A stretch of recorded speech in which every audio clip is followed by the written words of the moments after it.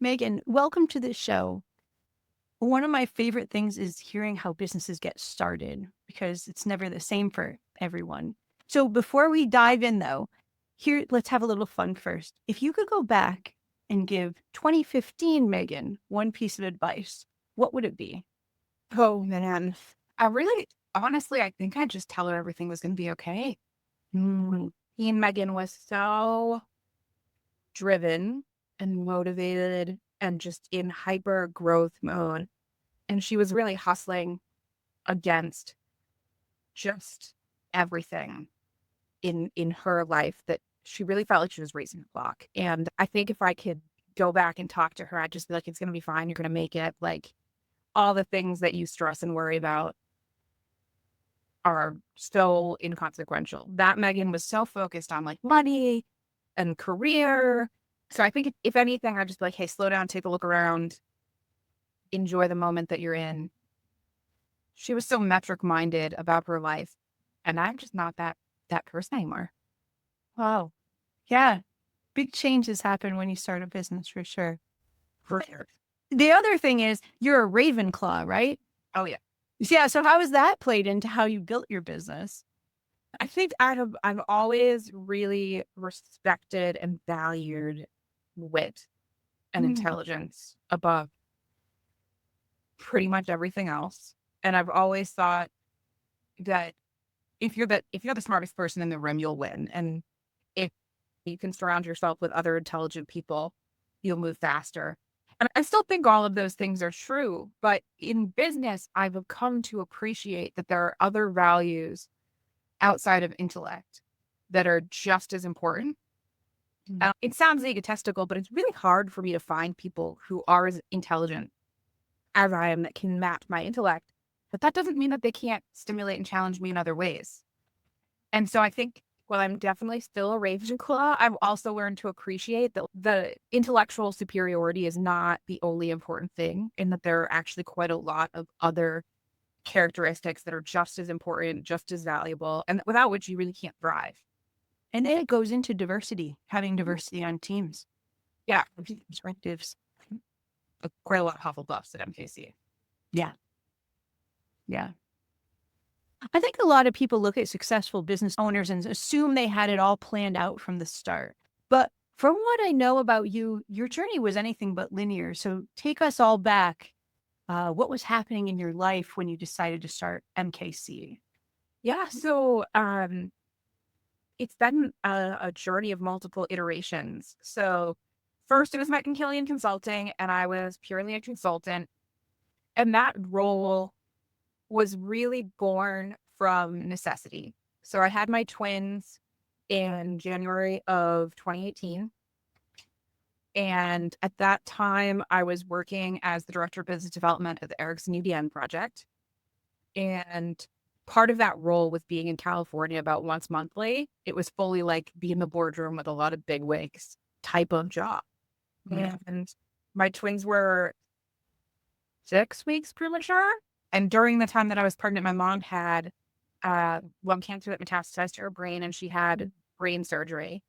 And I've flown up there. I want to say it was in like November of the previous year. And I went into labor on the plane on the way home. That was after my mom's brain surgery. I flew up to be with her. And on the flight home, I went into active labor.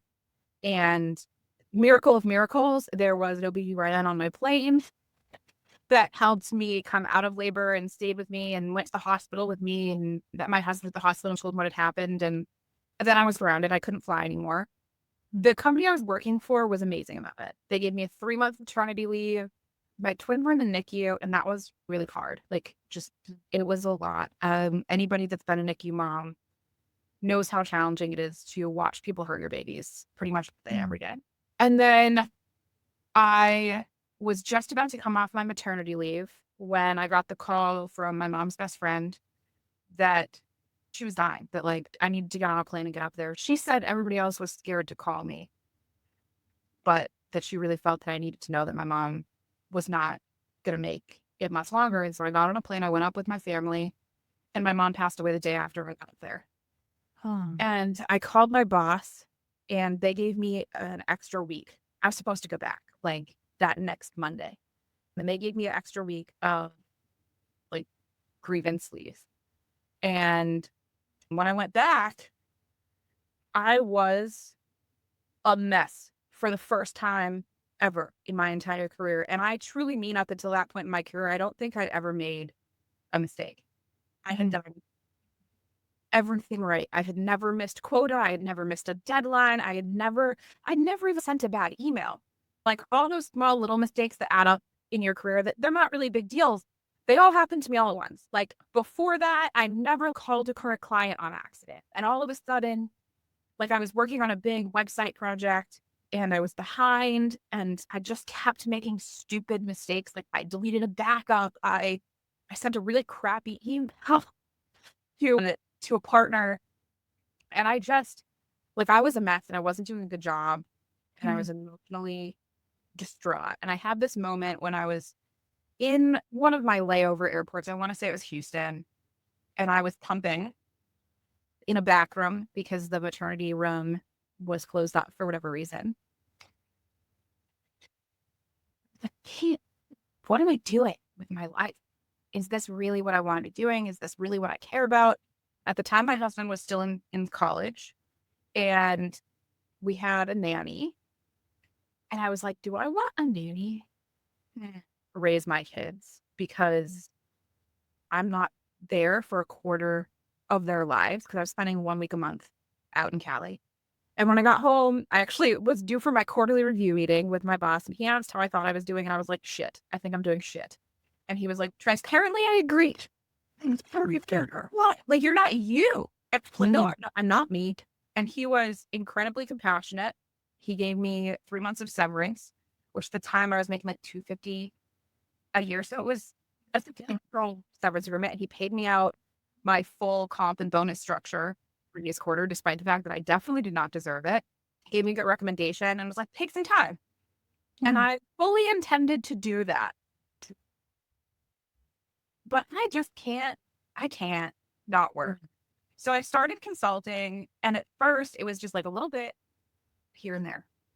And then before long, I was working like 35, 40-hour weeks. So that was awesome for a little while. Then I got an offer from Cashfly to go direct with them. I took it, slimmed down my client list to 2 other clients. I worked full time with Cashfly for about 18 months, scaled them 4.5x-ish during COVID. Yeah. And 18 months later, I felt like the bit was chafing for sure for me. I think once you've been an entrepreneur, once you've been independent, for most of us, it's very hard to go back. Like the idea of having a boss to me that's a tough concept, especially when there's friction in what I want to do and what they want to do. I will live and die by my results, but I will not live and die by someone else's. Yeah. And especially in the role that I was in. So I was their VP of sales and marketing, and I felt like I was responsible for revenue, but there was a lot of like friction in the things that I wanted to do.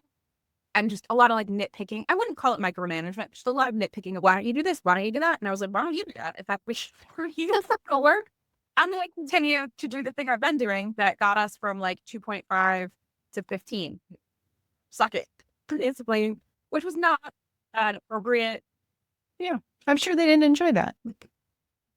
They asked me when I quit if I was sure. Because they were like, are you sure? Because like we really like we love having you here. Really what you want to do. And I'm like, yeah. And it was a great culture. Like I loved my time with that company. I have nothing really to say about them. They were great mentors. They really invested in me. But ultimately, like I did not like having to report to someone else what I was doing. And I just wanted to be measured by the results that I brought. Long story short, I relaunched the consultancy as an agency, in large part because the 2 consulting clients that I'd been carrying were like, we love your ideas. We love the things you want to do, but we have no idea how to do these things. We do not have these resources in-house. We don't know how to hire them. We don't know how to manage them. One of my clients had really tried, like one of them had not tried and was just like, we can't do it. The other one had really tried, but it had multiple failures internally, trying to hire, trying to outsource. So I started an agency really with the intention of I'm going to do this completely differently. We're now spinning down. So MKC will be sold by June. We signed LOI last week. So I'm selling the agency portion, and Pisces has already been established, which is going to be the new consulting portion. I think MKC really did what it set out to do, but I also feel like what I set out to do personally for me was not accomplished. Mm, To do for me was to have work-life balance and be more present with my family.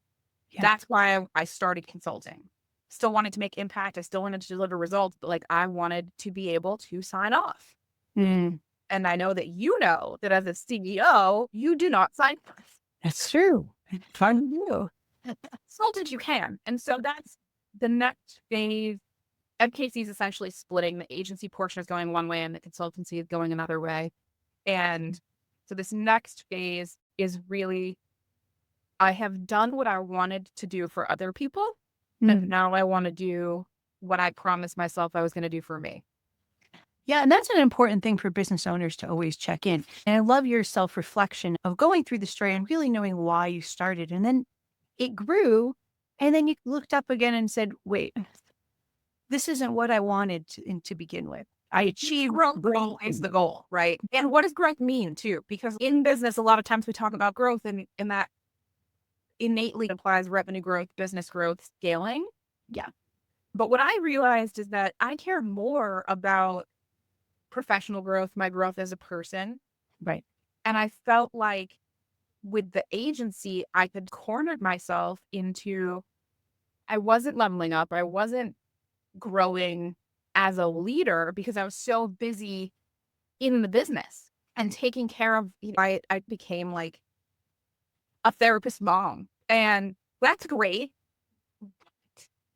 It was all really about what I was doing for other people and not about me. And I really felt like I didn't want to be the smartest person in the room anymore. And with consulting, there's just a lot more flexibility for me to spend time with clients and also spend time in ongoing learning and improving and growing. And so that's the future of where we're going. And that's more what growth means to me is my growth as a human being and how I support other people in their individual growth. I Mm, also found that as MKC scaled, I did not get the one-on-one time with my people that they needed to be nurtured. right. Like it was too many people, it was too many clients, too many people. We scaled really quickly. And I think it just got to the point where I was like, this is not a sustainable lifestyle for me. And the next stage of growth was really reliant on operations. And so I felt like the best thing for the agency, core of what was being done, was for them to go into a larger agency that had that operational structure already in place to Right. continue to, like the next scale of growth is happening away from me. Interesting. Yeah, and that's success and defining growth is such a big part. And so many people who have a business really haven't defined success. And when I ask that question from MSPs, a lot of times it's a number, it's a revenue goal, it's a target that way. But what did you see your life as? What were you imagining? To travel more, to have more time with your family, to be able to help other people learn and grow and move on to other fantastic careers, which I know you did a lot of that as well. But what is that success? What is that dream? And I think business owners often get too busy to dream anymore. Yeah. And Yeah. I've always been in that EOS model of 10-year, 5-year, 3-year, 1 year. And when I looked at the last one that we did, I was like, this is an amazing dream. Mm. Doesn't feel like mine. Yeah. And that was a moment that I was like, I have to figure out how to extract myself from this because the alignment just wasn't there anymore. And I've always been incredibly motivated by impact. It's important to me to make impact in whatever I'm doing, whatever that looks like. Sometimes it's revenue impact, which is very measurable, but that's not the only type of impact you can have. Like I've had employees able to buy their first homes. Mm. I've had people go on and have incredibly great careers, be able to come off of government support for the first times in their lives. So like those stories, that's the impact. And that's what I care about both internally and externally. when it comes to the dream, for me, so much of it is just freedom and flexibility. So Mm. it is, I don't ever want to have to miss a moment in my children's life Mm. because of work. That for me, I have to be in the mindset that I work to support my life, not the other way around. And there was last year, there was like a 6-month period where I was missing family dinner almost every night. I was working till 7, 8 o'clock at night every night. And it was so unhealthy. But when I was in it, it didn't feel unhealthy till I looked back on, because I am textbook workaholic. I'm addicted to achievement, and I have been addicted to achievement my entire life. It's not new, but it's different when you sit in a sales seat than when you sit in the owner seat. Because achievement as a salesperson is, there's a cap. So once you hit President's Club, it's okay, now I can coast a little bit. Right. My problem was that as soon as I got out of that and I started leveling up into management, into leadership, into the C level, I took a lot of burden onto myself, that it was all on me. Mm. And that became really unhealthy because there's no end. Like, at what point do you sign off when there's always more work to be done? There's always something else I could be doing. Uh, and especially with my neurology and the way that my brain works, the freedom and flexibility to be able to work and run at 1,000 miles an hour when that's how I feel and that's what my brain wants to do is great.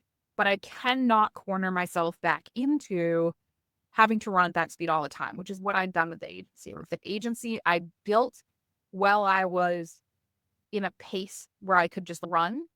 Yeah. And then that was the standard. And I couldn't be like, okay, now I'd like to rest. Yeah. So what advice would you give people that are out there listening, MSP owners that are relating to this and are saying, oh, that's me? What would you say to them? One, I would say you need an integrator from day one.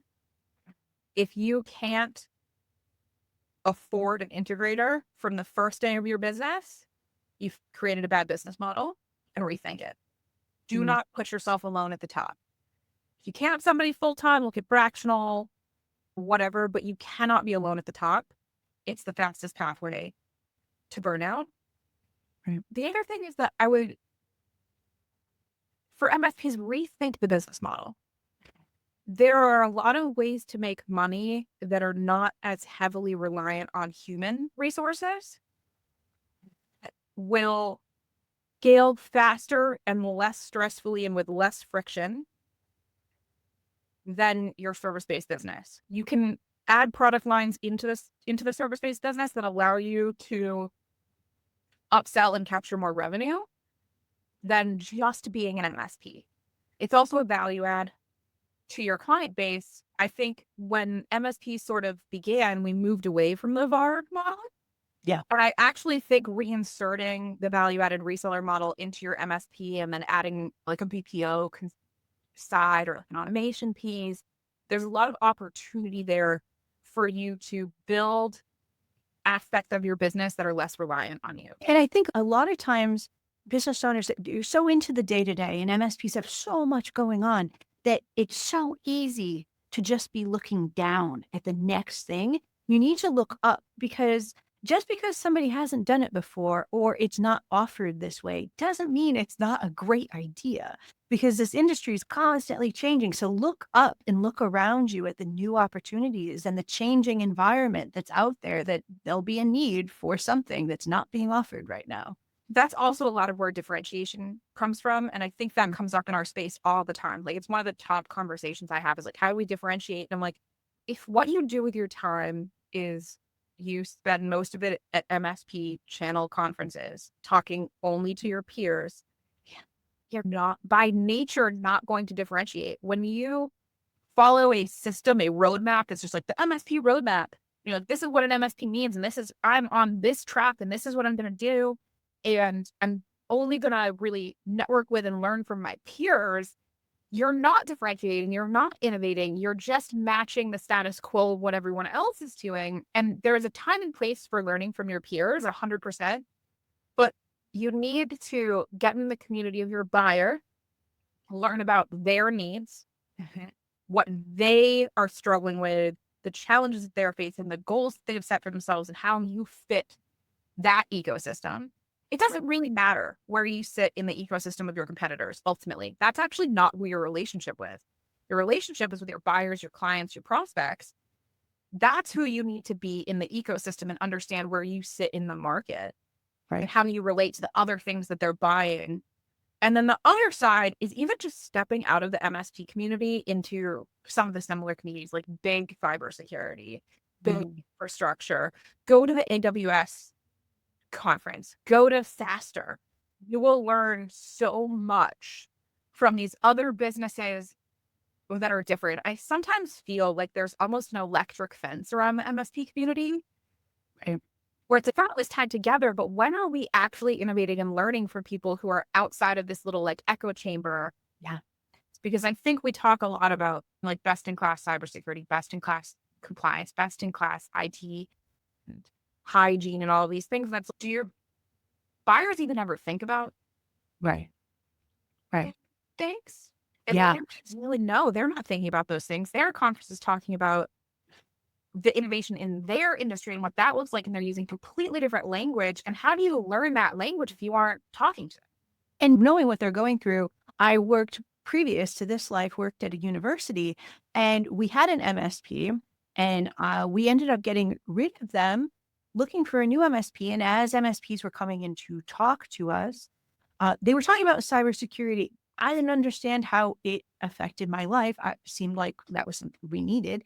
But the MSP that got the contract and are still with that university is the one that actually knew the software for our donor platform that nobody could figure out, and knew the words of our industry, and knew about nonprofit grants, that because we were a nonprofit, and how we could get our Zoom rooms that we were trying to, that the other MSP didn't even have an idea we were doing that. We didn't know that was something an MSP could help us with, was installing Zoom remote classrooms. And they got about a $3 million bid to help the university do that. And the other MSP just had no idea what was going on. Yeah, constantly making sure that you are speaking to them like a partner that really knows what they're dealing with is so huge.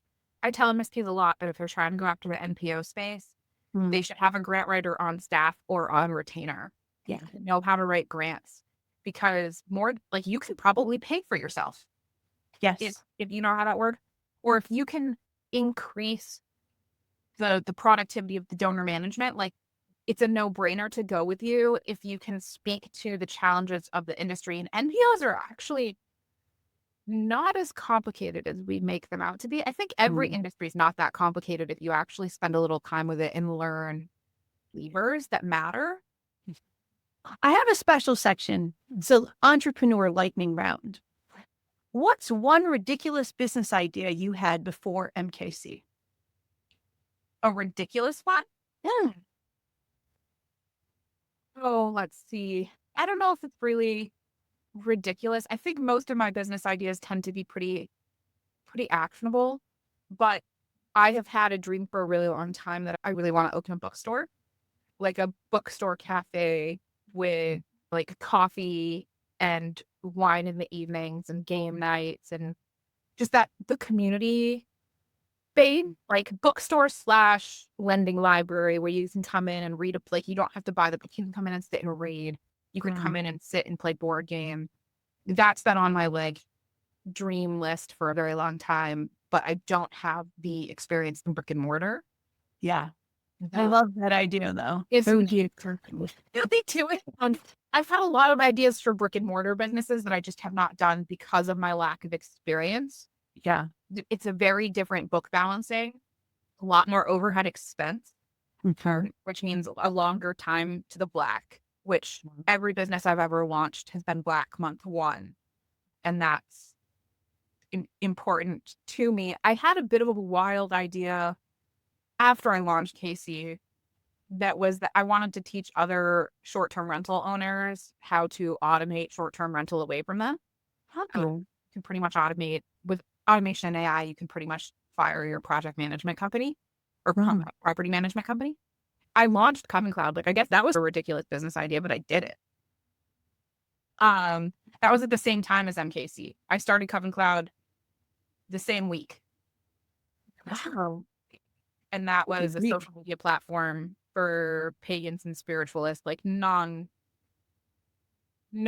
already represented faiths Yeah.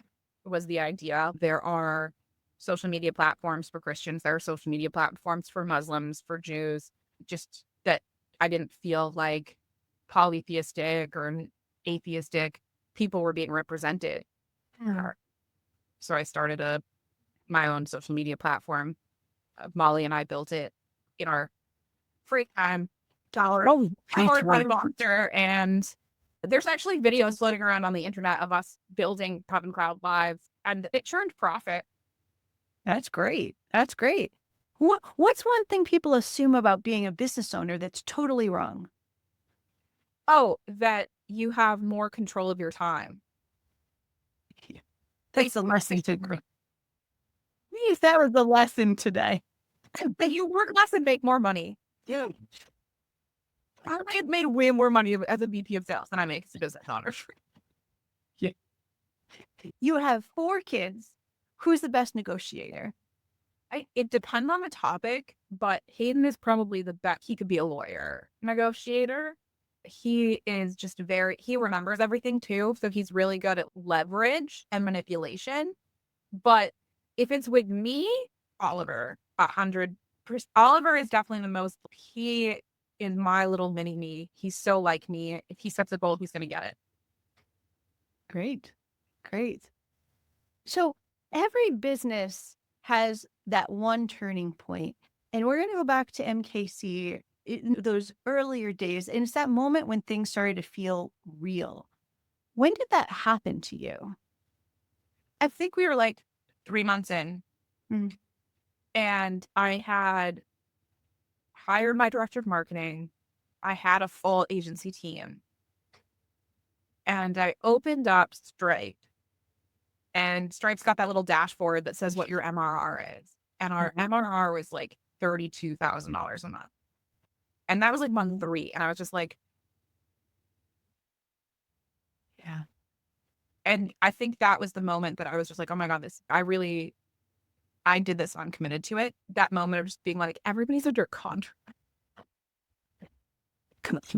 Like we'd mostly done, we hit, I want to say it was like 20K in MRR our first month. Like I went from 0 to being in a comfortable place really quickly.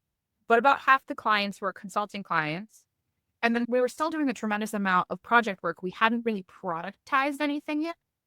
And so the 3-month mark was when we developed like products and people were in contracts. And I was like, this is a real business. I couldn't just walk away. It's an exciting moment. All right. Last big question. You've built a business from scratch. And in that, you've helped tons of companies, tons of people launch careers, and you've made it work on your own terms mostly. When you look back, what are you most proud of? I think I'm most proud of the way that I conduct myself during hardship. It is really easy to live authentically, ethically, transparently when things are going well. It's super easy to just be like, I'm doing great. But it is a lot harder to still conduct yourself with your own code of ethic when shit hits the fan. So I'm most proud of the way that I handle adversity and how I have navigated those times when I had to go to clients and be like, hey, we have to cancel your contract. It's just working.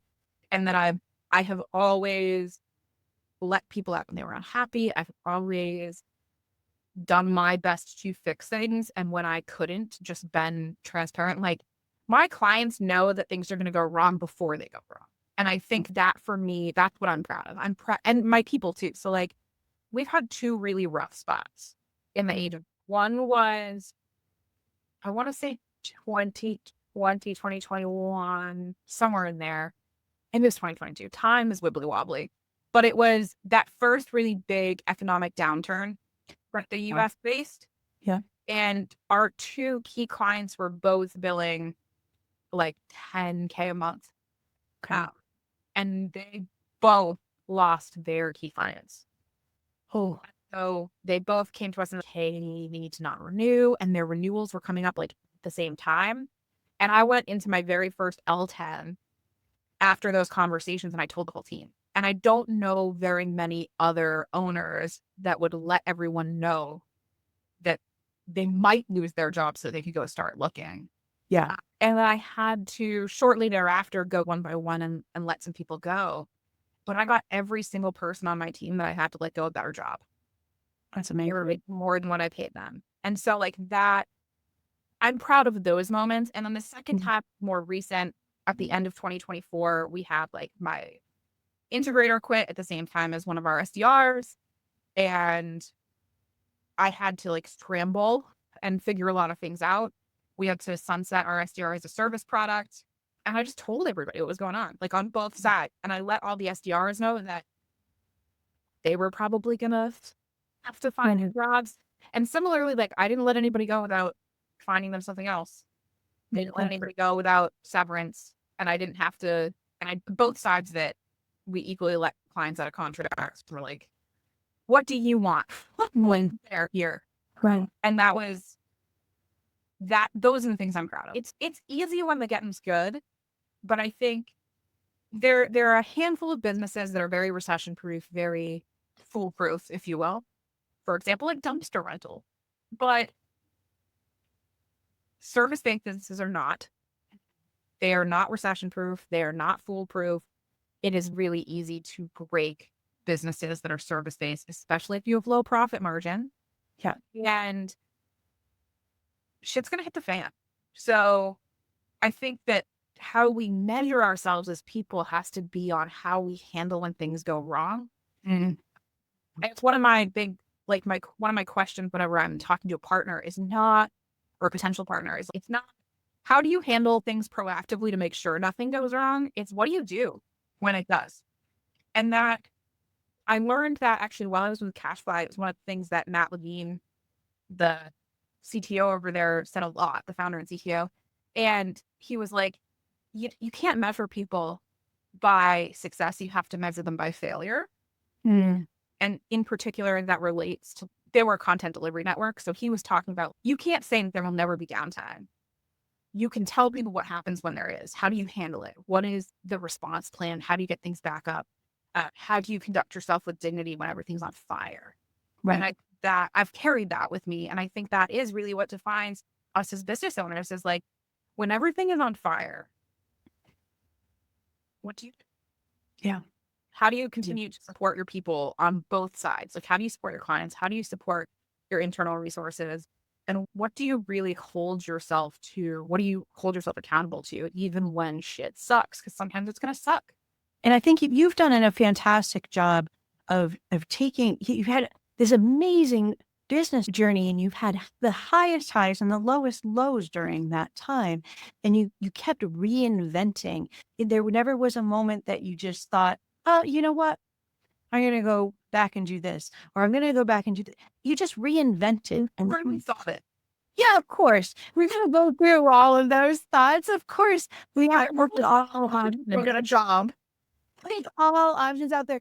But you just have an amazing way of reinventing from Killion Consulting to then MKC Agency and now to Pisces, reinventing. And I think that's something that every business owner really needs to look at different scenarios because all sorts of things can happen with different regulations, technology changes, customer demand changes. You always need to be looking for that next thing and being ready to invent, being ready to pivot. So that is something so important. We're almost out of time. So that is a wrap on today's episode of the MSP Growth Podcast. If Megan's story resonated with you, please let us know by hitting subscribe, leave a review, or connect with us online. And if you're thinking about starting something of your own, take this episode as proof that you don't have to have it all figured out to make it happen. Until next time, keep growing, keep learning, and remember, every challenge is just another chapter in your success story. See you next week.